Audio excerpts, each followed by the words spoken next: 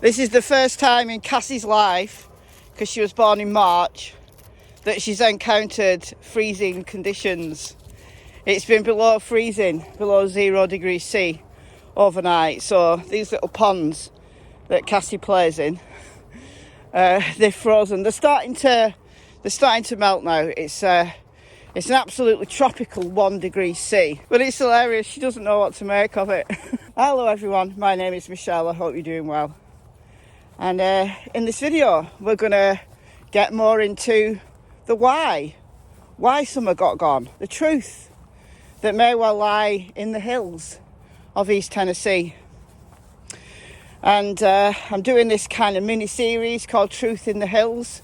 So you'll see Truth in the Hills on the thumbnail, you'll see Truth in the Hills on the titles. So you'll know that they're all kind of related, but covering different aspects, but all kind of related. So if you're interested in this series, then it'll be easy to spot those videos moving forward, because they'll be kind of marked with the title. I've dug into the ancestries of the Gold family, so Donald's stepfather's family, for a reason. I did a video in September about this. I've had this research done for a long time, but because there are kind of more people now with eyes on the genealogy, I've decided to talk about it all again, because there are people who come into the case who weren't here at the beginning. So some of what I talk about this week, if you've been following this case for a long time, since day one, like I have, you'll have heard this information. You probably have pondered this information. But just bear in mind, you know, if you're writing in the comments, I know all this. Well, not everybody does. And what I'm trying to do is take it back to basics and discuss, without the drama. I think what's happened in this case is that there's been so much drama and so much misinformation that we've forgotten. We've forgotten what was said in the early days, and we've forgotten where the basics lie. I'm as guilty as anybody, because, you know, some of the theories that I've put forward, that I've speculated on the how information and little bits of factual knowledge that we have, and put those together in a coherent story of how summer might have got gone. But we just don't know, because, as I've said numerous times, when you put information together where you've only got probably a fraction of the information that the TBI and the FBI have, it's very easy to lead yourself down a theory and literally bark up the wrong tree. Because, as I've said numerous times, it's easy to put together, find the evidence, find the little bits of fact, those nuggets, and link them together and say, look, this is how it happened. But there's always alternative ways to look at the information. You know, there's been a lot of talk about the sheds on the Wells property. Was Summer drugged and put in the shed and someone took her? I've discussed all of that. Is the shed significant? Well, because that shed near Beach Creek, which is still on the Wells property, well, why did Donald go there? And people have speculated on that. I've speculated on that. I've put information together that could lead you to include the shed in the how this happened. So I'm as guilty as everybody for those kind of speculations. But what I've always done is been very clear where I am speculating, where it's just my opinion, where there is some evidence based on allegations that maybe people connected to the case have said, and then what is the little bit of fact we know. I've always tried to be clear on that, but not everybody does, not all creators do that, and it can lead you very much up the garden path, which is why I want to focus back to basics this week. All throughout this week, I'm going back to basics. Yesterday, I went over the genealogy of the Gold family, of William Gold's family, just to highlight, this is really just an example of someone I know the name of. I could take probably anybody who was born and raised in those hills around Hawkins County in East Tennessee and trace them back Because, you see, through public records, through the federal censuses, through death records, it's easy to trace people back and find all of the links. There's a little bit missing, but that's understandable where you're talking about like older records. But I found it quite easy through the records that are available to trace William Gore back from his birth in, I think it's 1947 if I remember rightly, all the way back to the early 1800s. Now, what does confuse people, and it confused me initially, is that Tennessee doesn't have its birth records, so people who are alive now, who were born now, it doesn't have that information public, and I think that's confused a lot of people and led them up the garden path. It's these little details that you have to understand.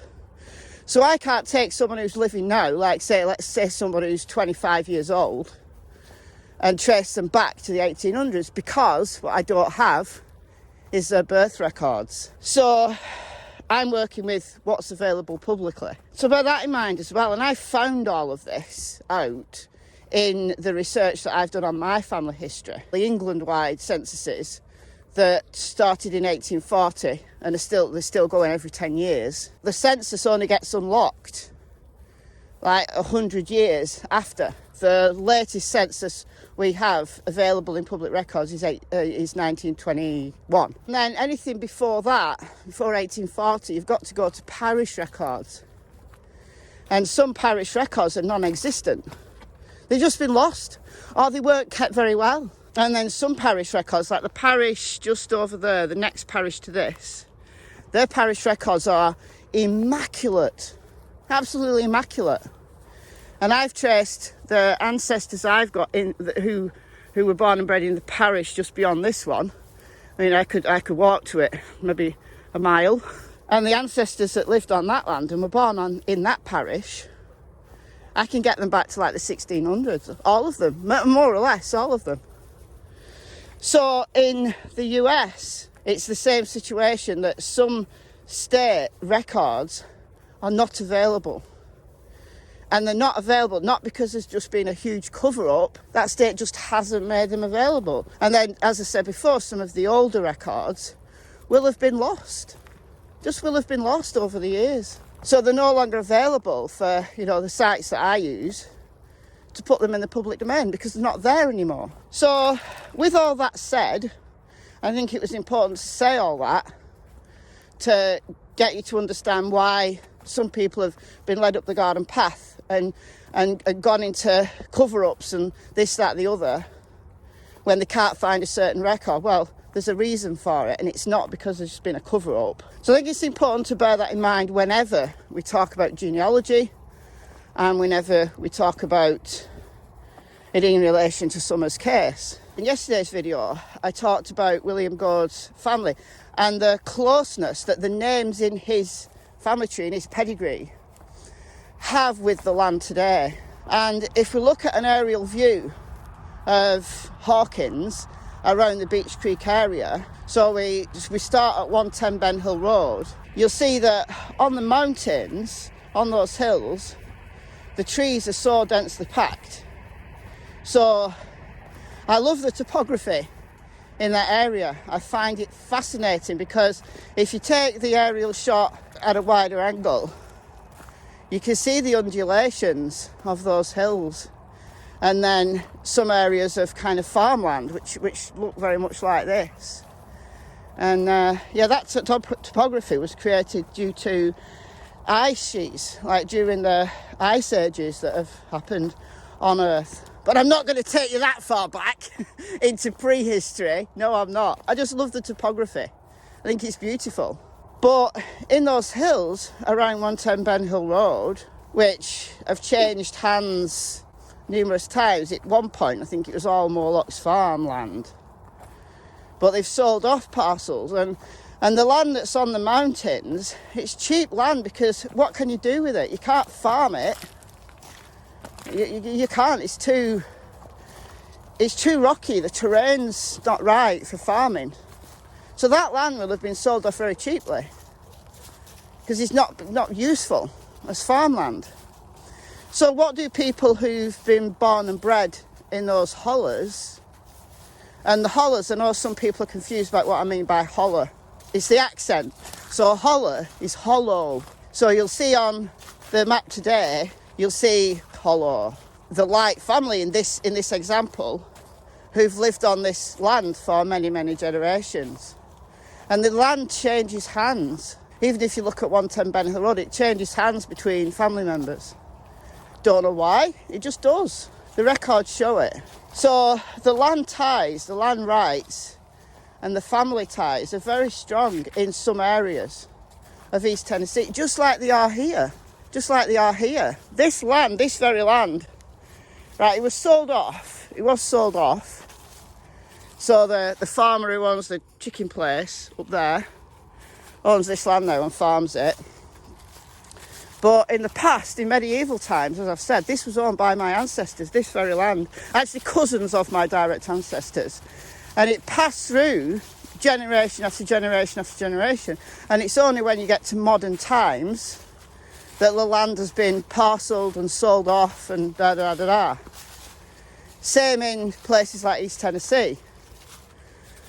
There's woodland over there. I've never taken you to it. It's the other side of the village. And that's been in certain ownerships for generations and still is, right? Some of that land, and maybe 3-4 miles in that direction, it's private land and the farmers will shoot you. Well, they shoot at you. I got shot at once. I was a teenager, but I've always known the land rights. And this is an aside, by the way. I was walking. So on one side of the river is land that, like, local authority land, and it's got pathways, it's got rights of way, it's people use it, people can exercise their dogs, they can go jogging, ruin a perfectly normal walk, but they can do what they want. There's a nature reserve there. But if you go into the woodland, and if you look at that woodland from an aerial shot, it'll look very similar to that of East Tennessee. It's very dense. You could walk for miles with a body, avoid the roads and not be seen. Easy. I'll tell you about the murder in a minute while I'm on a tangent. So one side of the river is that land that you can walk on, and then the other side of the river is this guy's land, right? But the river is the boundary.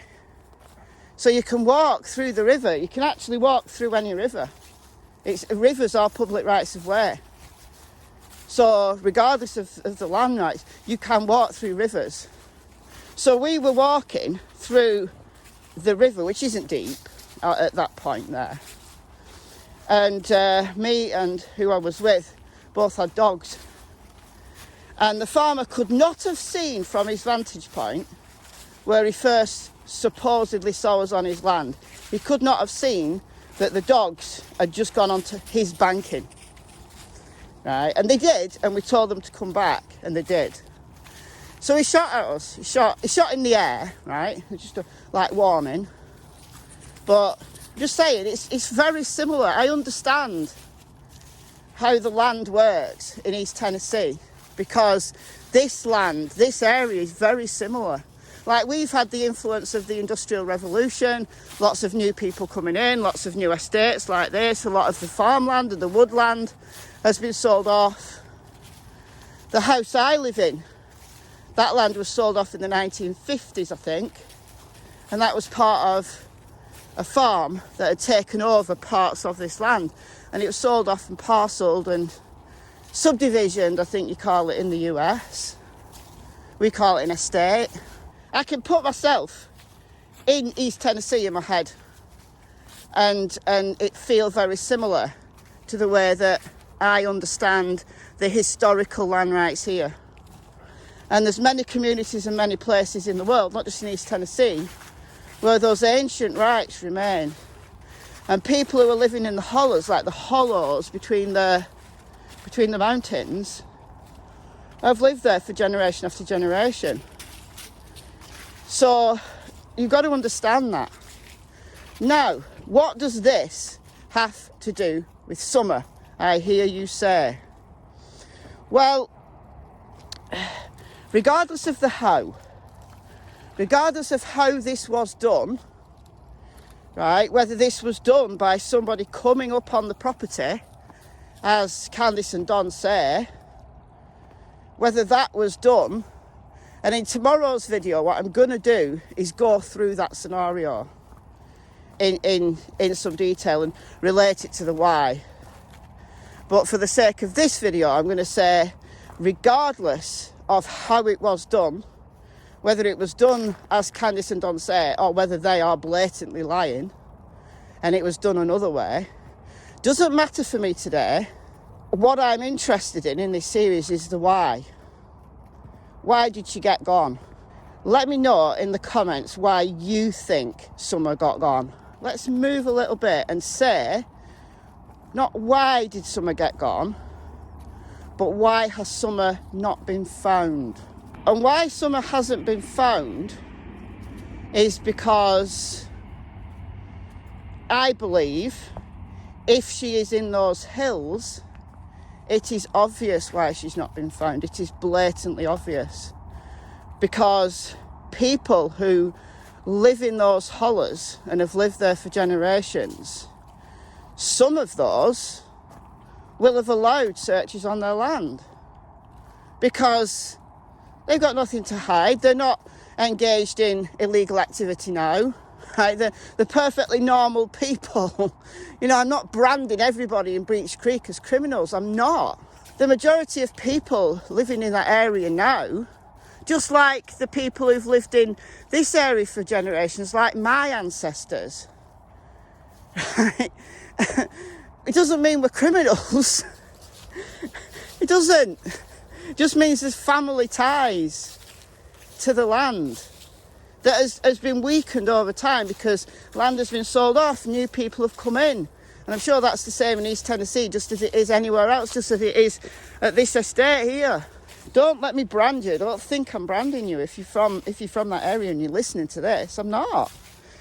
But there will be some people who strongly endorse their rights, right, their constitutional right to private property. Right, over here in Europe, we've got the Human Rights Act, which gives us the right to privacy. But where there are public rights of way through land, like here, then the farmer can shout and scream and do whatever he wants, but he can't stop people walking through these fields. He doesn't try. He's not bothered. But in some places, as I said, the guy that shot at me when I was a teenager, I think he was about 17, 18 maybe, he wanted his rights. He wanted his rights. We actually called the police. We went to the police and we made statements. And a police officer came with us and we took him to that area. We showed him exactly where we were. And he went and had a word with the guy. And he had a licence for his gun. And it was my word against his, and he hadn't actually caused any damage. We just did it to piss him off, basically. But anyway, because we were teenagers. So some people endorse it. Right, so in relation to Summer, how do we know she's not in those hills? How do we know she's not there? We don't know, do we? Because those woods are so dense. And if, you know, the Churchill Rescue Squad, EquiSearch, loads of searches have been done. You know, helicopters, drones, you know, over land that the searchers can't go on, either because it's too treacherous or because some people have not allowed them on their land. And I know that the search teams have talked that some people have not allowed them on their land. But they've had helicopters and drones and so on, and you know, the heat-seeking stuff. So if she'd been in the woods wandering around in the few days after, like she just got lost, then they would have found her. But what if she's in those woods, lying in those woods somewhere, on land that has not been searched because the landowners haven't allowed it? You know, there's the case of CHORLEY Trent, and I know some of you have heard of this case. It's from Hawkins County, and it's from Rogersville. And some guy, surnamed Simpson, kidnapped his niece, 9-year-old CHORLEY, like kidnapped her and kept her for, I think she was found after 8 days, and she was alive, and he got 25 years in prison. But that's an example of the deep woods. But if you know where to look, you'll find that thing, if you know where to look. So in Summer's case, has there been, and this is just a question, has there been so much hindrance of the search that disabled the search from being completed? How do we know that Summer is not in those woods? After 5 months, probably no longer with us, I'd still want her found to have the respect and the final resting place. But how do we know that, I don't know, these wrong friends that Don talked about, you know, Candace's wrong friends, how do we know that Don isn't just throwing shade at Candace and they're actually Don's wrong friends, or both of their wrong friends? And how do we know that those wrong friends don't have connections or even belong to, and I'm not accusing anybody, I'm sure all the registered sex offenders in that area, including Frank Light, who lives in Light Hollow on the land of his ancestors, I'm sure they've gone to those registered sex offenders and they've shook them upside down, back to front, this way and that way. So I'm certainly not accusing anybody who's a registered sex offender in the area, because many crimes are committed by people who've got no record, because they've never been caught, because their life has been lived kind of like in a way of like street justice that those families have done when there are feuds over generations, and the law just doesn't penetrate those communities. They broadly live within the law, but their lives, their experiences, their interests, the way they make money, and it's only a fraction of them who are making money through trafficking. Used to be like illegal alcohol production, now it's drugs, and a small number of those people have used their connections and their ties and the trust that they've built up generationally to traffic humans because there's a lot of money in it.